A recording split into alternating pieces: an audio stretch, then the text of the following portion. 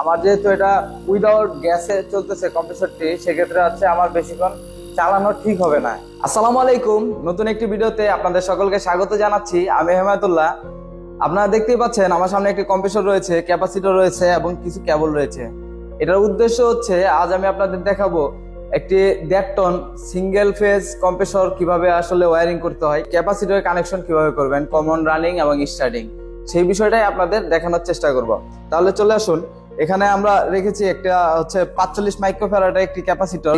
সরাসরি লাইন থেকে হচ্ছে আমি কম্প্রেসরের টার্মিনালের কমনে কানেকশনটি করে দিব।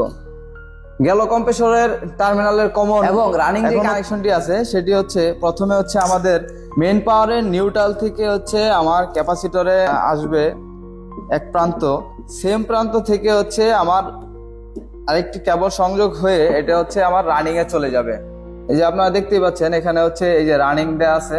আমি রানিং এ কানেকশন করেছি ক্যাপাসিটর থেকে। এখন আমার ক্যাপাসিটরে যে আরেকটি প্রান্ত আছে খোলা, মানে ওপেন, এই প্রান্ত থেকে হচ্ছে আমার স্টার্টিংটা যাবে। স্টার্টিং হচ্ছে সব সময় হচ্ছে ক্যাপাসিটর থেকে সিঙ্গেল লাইনে কম্প্রেসরে প্রবেশ হবে।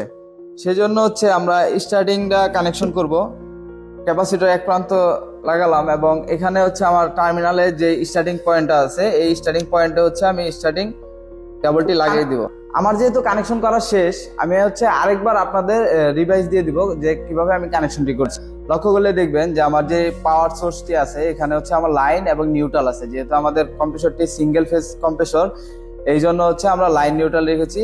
লাইন সরাসরি এই লাল কেবলের মাধ্যমে আমাদের কমন যে টার্মিনালটি আছে কম্প্রেসরে, এই কমন প্রান্তে এসে কানেক্ট হয়েছে এবং রানিং যে কানেকশনটি হবে সেটি হচ্ছে আমাদের মেন পাওয়ারের নিউট্রাল থেকে ক্যাপাসিটরে আসবে এবং ক্যাপাসিটরের সেম প্রান্ত হয়ে হচ্ছে আমাদের এই ব্লু কালার কেবলের মাধ্যমে রানিং এ কানেকশন হয়েছে। আর স্টার্টিং যে পয়েন্টটা থাকে আমাদের ক্যাপাসিটরের আরেকটা যে প্রান্ত আছে এই প্রান্ত থেকে সরাসরি এই কেবলের মাধ্যমে হচ্ছে স্টার্টিং কানেকশন হয়েছে। এখন আমি আপনাদের দেখাবো কম্প্রেসরটি রান করে আসলে আমার কানেকশনটি কি রান করার জন্য আমার হচ্ছে পাওয়ারটি দিতে হবে। পাওয়ারটি দেওয়ার সাথে সাথে আমার কম্প্রেসরের এম্পিয়ারটি এখানে শো করবে। আপনারা দেখতেই পাচ্ছেন আমার কম্প্রেসরটি রান হয়েছে এবং চলতেছে। আমার যেহেতু এটা উইদাউট গ্যাসে চলতেছে কম্প্রেসরটি, সেক্ষেত্রে হচ্ছে আমার বেশিক্ষণ চালানো ঠিক হবে না। এই ছিল আজকে আমাদের 1.5 টন এসির কম্প্রেসর এবং ক্যাপাসিটর কিভাবে কানেকশন করতে হয় এবং কম্প্রেসর কিভাবে চালু করতে হয়।